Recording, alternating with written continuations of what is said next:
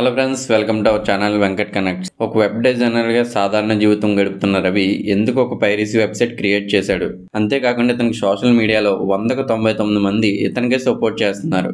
IBomma Ravi hacker కాకముందు ఒక web డిజైనర్గా work చేసేవాడు. కానీ ఈ పైరసీ వెబ్సైట్ స్టార్ట్ చేయకముందు రవి జీవితంలో ఏం జరిగింది? అసలు రవి జీవితంలో ఏం జరిగిందో తెలియాలంటే మనకి రవి స్టోరీ తెలియాలి. రవిది విశాఖపట్నం. 2016లో ఒక ముస్లిం అమ్మాయిని లవ్ మ్యారేజ్ చేసుకున్నాడు. రవి వాళ్ళ మిసెస్ ఒక రిచ్ ఫ్యామిలీ నుంచి వచ్చింది. రవి ఒక సాధారణ మిడిల్ క్లాస్ ఫ్యామిలీ.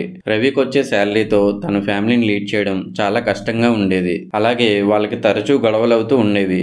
ఇదే సమయంలో రవి వాళ్ళ ఫ్యామిలీ రవిని ఇన్సల్ట్ చేయడం, తక్కువ చేయడం రవి తట్టుకోలేకపోయాడు. రవి వాళ్ళది లవ్ మ్యారేజ్ అండ్ రవికి పెళ్లి అవ్వక ముందే తను అలాంటి వాడో అన్ని తెలిసే రవిని మ్యారేజ్ చేసుకుంది. అయినా కూడా ఎందుకు తనని ఇన్సల్ట్ చేస్తుందో, తక్కువ చేసి మాట్లాడుతుందో రవికి ఏమాత్రం కూడా అర్థమయ్యేది కాదు.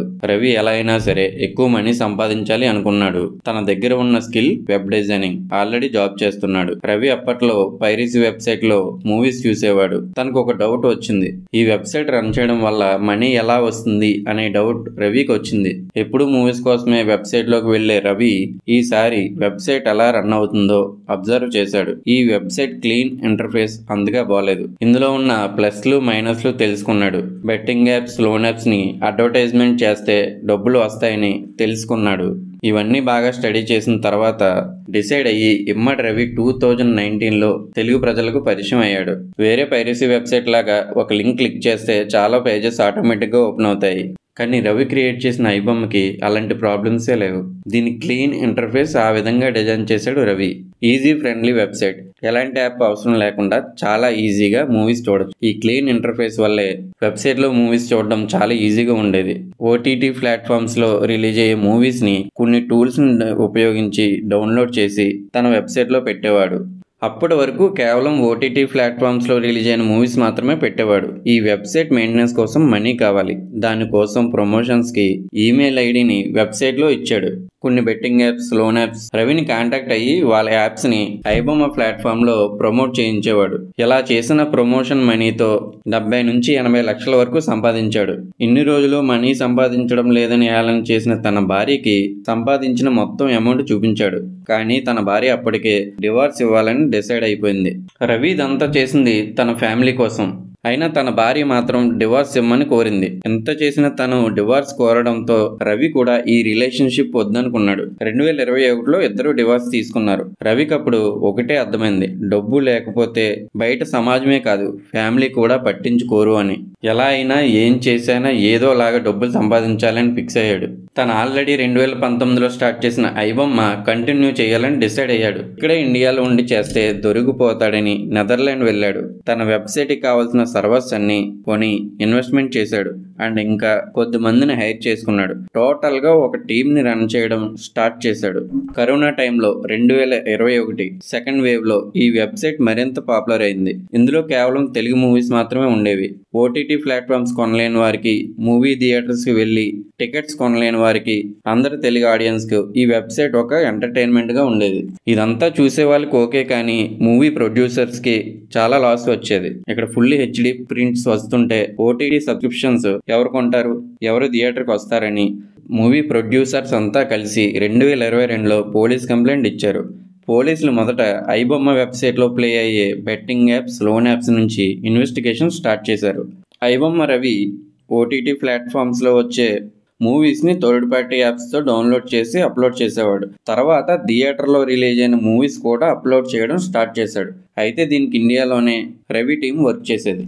థియేటర్లో రిలీజ్ అయిన మూవీస్ని ఎలా రికార్డ్ చేసేవాళ్ళంటే వీళ్ళంతా మిడిల్ సీట్లో బుక్ చేసుకోవడం, మొబైల్ లేదా కెమెరా షర్ట్ పాకెట్ లేదా పాప్కార్న్లో సెటప్ చేసేవారు. ఐబొమ్మ రవికి ముందుగా మూవీస్ చూడాలనే క్యూరియాసిటీతో ఏకంగా థియేటర్లోకి పంపే శాటిలైట్ని హ్యాక్ చేసి థియేటర్లోకి రాకముందే మూవీ చూసి ఆనందపడేవాడు. ఇలా డౌన్లోడ్ చేసిన మూవీస్ని ఐబొమ్మలో అప్లోడ్ చేశాడు.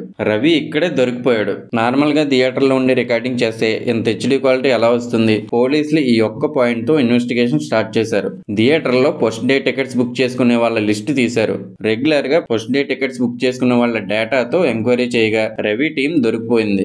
ఇలా దొరికిపోయిన తర్వాత ఐబొమ్మ ఒక స్టేట్మెంట్ రిలీజ్ చేసిందని సోషల్ మీడియాలో వైరల్ అయింది. అది మేబీ 2023లో వచ్చిన న్యూస్. దాన్ని సోషల్ మీడియాలో ఇప్పుడు వైరల్ చేశారు. ఆ టైంలో పోలీసులకి సోషల్ మీడియా ద్వారా ఐబొమ్మ ఒక స్టేట్మెంట్ పంపింది. హీరో హీరోయిన్లకి అంత రెమ్యునరేషన్ అవసరమా? సినిమాలో బడ్జెట్ సగం రెమ్యునరేషన్ పేరుతో మీరే తీసుకుంటున్నారు, కానీ మీ కింద వర్క్ చేసే వాళ్ళకి శాలరీస్ ఎలాంటి డిఫరెన్స్ ఉండదు. సైడ్ క్యారెక్టర్స్ తో చేసే వారికి రోజు కూలి బయట ఎంత ఇస్తారో మీరు అంతే ఇస్తున్నారు. అవసరం లేని ఖర్చు చేసి మా మీద టికెట్స్ రూపంలో వసూలు చేస్తున్నారని, నన్ను పట్టుకోవాలని చూస్తే నేను మీ మీద ఫోకస్ చేస్తానని, నా దగ్గర అందరి డేటా ఉందని, అది లీక్ చేస్తానని, మీరు చేసే సినిమా బడ్జెట్ మధ్య తరగతి పూర్ పీపుల్ మీద రుద్దుతున్నారని పోస్ట్ చేశాడు. ఇలా పోస్ట్ చేసిన తర్వాత పోలీసులు ఇంకా ఫోకస్ చేశారు. పోలీసులు ఫోకస్ చేస్తారని ఐబొమ్మ వెబ్సైట్ ప్లేస్ లో బెప్పన్ టీవీ అని మరొక వెబ్సైట్ క్రియేట్ చేశాడు. పోలీసులు తన టీంని పట్టుకున్నారని తెలిసిన వెంటనే రవి అలర్ట్ అయ్యాడు.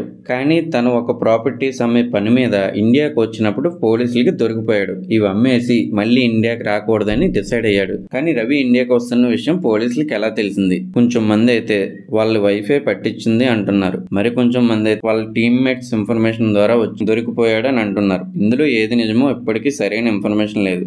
ఒక సాధారణ జీవితం గడిపే ఒక వెబ్ డిజైనర్ ఎందుకు పైరసీ చేశాడు? మనీ కోసమా, లేదంటే వేరే ఏదైనా కారణం ఉందా? అంత టాలెంట్ ఉన్న అతన్ని మన గవర్నమెంట్ ఎందుకు యూజ్ చేసుకోలేకపోయింది? ఏదేమైనా రవి టాలెంట్ మాత్రం ఎక్స్ట్రాడినరీ. కానీ అతను ఎంచుకున్న మార్గమే సరైనది కాదు. ఎందుకు రవి అంత టాలెంటెడ్ అయినా కూడా పైరసీ వెబ్సైట్ రన్ చేసి హ్యాకింగ్ టాలెంట్ ఉన్న ఇతను ఎలాంటి పని చేసి ఉంటాడు? పోలీసులకి దొరికిపోయిన తర్వాత పోలీస్ ఇన్వెస్టిగేషన్ లో జరిగిందంతా చెప్పాడు.